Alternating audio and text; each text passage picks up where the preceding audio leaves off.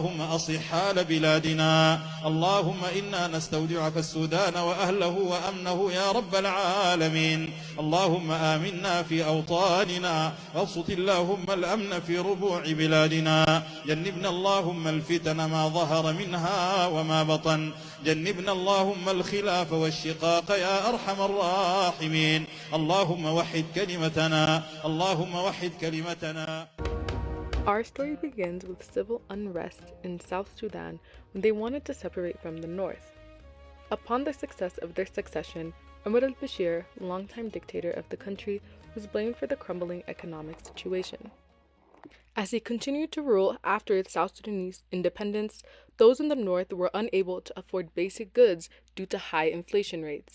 After the 2018 and 2019 protests, Omar al-Bashir was ousted in a military coup in April 2019.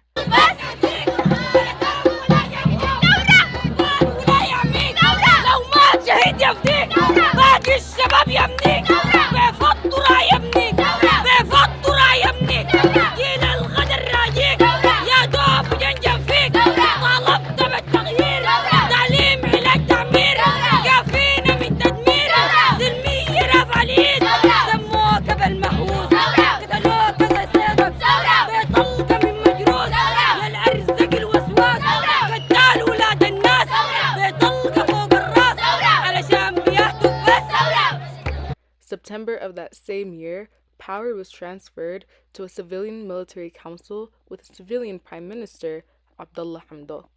Knowing so well, it is full of challenges, it is dynamic, it is non-linear. You get it right today, you have problems and hurdles tomorrow. Taking this job was a response to the call of the nation. Despite his hopeful tone, Hamdok's term was very short and only lasted until early 2022. Once he resigned, power was given to the army. Meetings between the cabinet and sovereign council to discuss transitional reforms took place. Unsurprisingly, the year with the least political stability happened to be the year that Sudan had the highest rate of gold smuggling. The country struggles to maintain its natural resources due to large-scale corruption. The resource curse and corruption are not the only things that hold back the Sudanese economy from flourishing. While many were able to attain degrees in Sudan, the instability made putting these degrees to use extremely difficult. It often left civilians working on smaller businesses and side jobs to support for their families.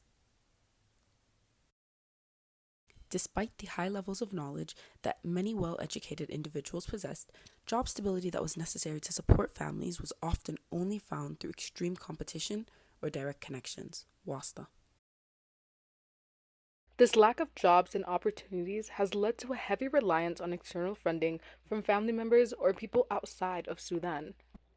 Not only does this contribute to the economic crisis, it also creates a brain drain in which highly skilled individuals decide to leave the country in search for better opportunities or jobs. After all these issues, Sudan was made vulnerable to another dictatorship after Hamdok stepped down. In April of 2023, a power struggle broke out between Rapid Support Forces leader Mohamed Hamdan Dagalo, also known as Hemedti, and the general of the Sudanese army, Abdel Fattah al-Burhan. They've run out completely. Hospitals are being one of the biggest victims of this war are the hospitals, because they're targeting these places which civilians need the most help. They're clearly out to get the civilians. Khartoum became a war zone. People had no option but to flee the city or even the country. Food had become scarce. Water, power, essential means of living were no longer accessible. Leading up to the war, it began to seem as though the economy was already crashing. Sudan has been one of the largest humanitarian crises in the world. With no medical attention, it has reached an IPC Phase 5 famine, with major outbreaks of cholera, measles, and malaria.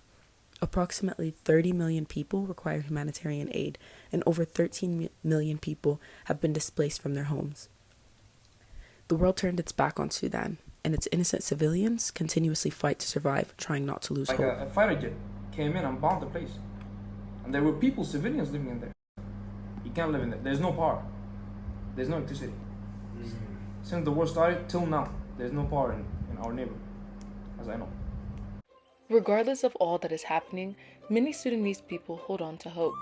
Sudan is not just a country going through conflict, it's a country that holds culture,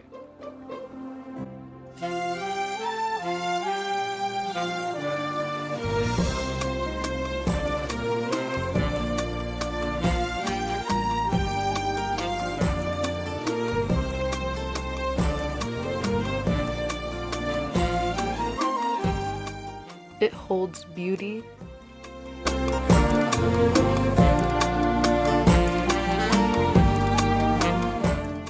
and it holds memories. May Allah subhanahu wa ta'ala ease the struggle of Sudan and its people. Ameen.